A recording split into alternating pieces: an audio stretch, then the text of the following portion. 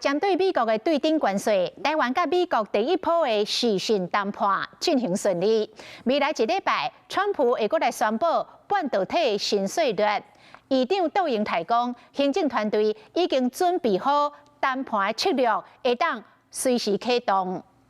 吃苦当吃补，这是很正常的事情嘛，哈。美国关税海啸各当暗道滚价，总统大清朝进前一句，甲食苦当作食补，加经济讨论。如今经济部长郭志辉敢若嘛真认同，甚至佮引用经典的话，爱产业界当作渡过难关。未经一番寒彻骨，焉得梅花扑鼻香？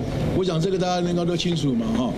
天底下没有掉下来的礼物了，哈。所以大家要共同努力，一起来度过这样的一个难关。行政院嘛讲，爱甲第一线同齐并势，伫咧台美头一波时讯谈判结束，外界关注后续的谈判进度。院长窦英泰强调，谈判策略已经准备好势，会当随时起步。我们现在是随时准备启动，带着我们已经备妥的策略方案，向美方提出我方的期待，希望更能够真正达到双方的贸易平衡、贸易的公平。只是伫咧政府团队有第二波行动前，民进党立委王定宇承认，台美国会期间联议会名义遭跨党派团体，预计伫咧4月底参访华府，17个人名单公开，成员包括国防外交立委、民进党林楚欣、沈美阳、国民党的陈永康和民众党的陈启凯买报名参加。另外，立法院副院长康启臣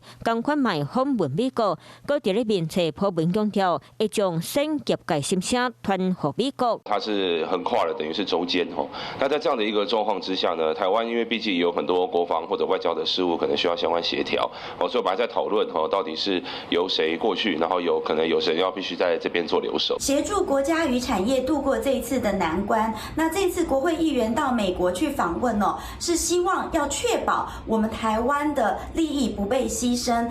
对美国交涉团结足球，争取黄金谈判期。